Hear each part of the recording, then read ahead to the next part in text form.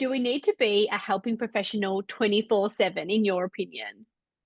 No. And I say that really loud and proud right now because no is not something that becomes easily to me.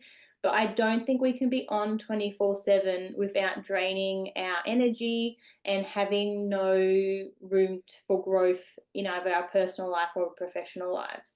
And that's particularly true for those of us that are in regional and rural areas as well, where there's probably a lot more overlap between our professional and personal lives. But I think we need to be able to give ourselves permission to say, no, we don't want to be a listener right now. No, we don't want to be a helper right now.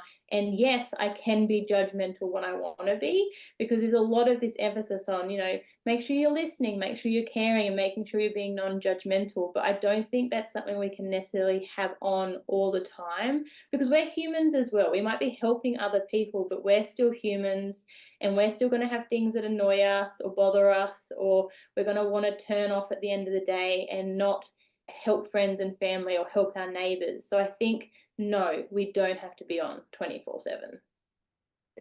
And I remember a conversation you and I had in Melbourne at the Sofitel bar, Yep. and we weren't drunk, everyone. We were just having a lovely chat, and I think we had some nibblies. Do you Yep. remember that conversation that we I had when you remember were it in Melbourne for the vaguely. conference? Yeah, I remember it vaguely. Jog my memory a little bit. Yeah. So, and I'm putting you on the spot here. This is clearly unscripted, guys. But the conversation we were having was talking about when, as helping professionals, our loved ones, people in our connections or community members, people will just call on us and they may expect us to solve their problems and it may become quite excessive. And you were talking about grey rock. Was it Yes, grey rock? being a grey rock. Yeah. Yes. Could you talk to us a little bit more Yeah. about what does being a grey rock mean and how we could implement this into our lives?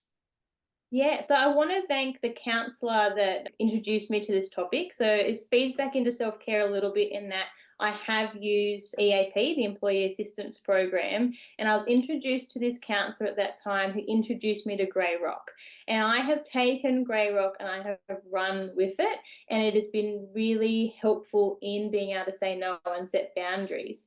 So, Grey Rock is where you become a boring grey rock, hence the name. So someone can reach out to you and you're still polite. So you're not ignoring them, you're not ghosting them. I don't necessarily agree with the ghosting culture, but you're not feeding interactions. So if they ask how you are, you go good. And you don't respond, Could do a demo oh of the yeah, grey rock? Could you be the grey rock first? yeah, I can do that. Okay.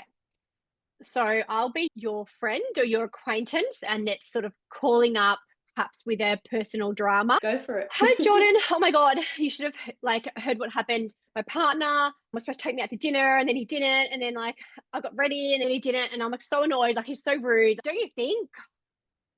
Yeah, that sounds rough. He did it to me last time. Like he said, we're going out to a fancy dinner. And then I got dressed up, did my makeup, my hair done. And then he said, oh, nah, I'm too tired. And I just hate them. I just hate men.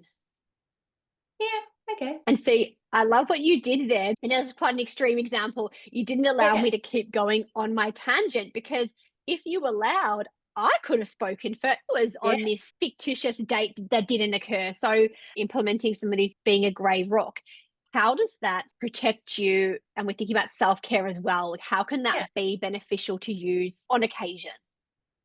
So it stops you getting pulled into situations where maybe you don't have the time or energy to be pulled into them. So the fictitious character you just were, it sounds like she's had a very stressful situation. You could definitely validate and you could ask more questions and get involved in the drama. But if you're in a position where you don't have the energy or you don't have the time, or this friend maybe has a pattern of calling you up seeking relationship advice, you can go to relationship counseling for that.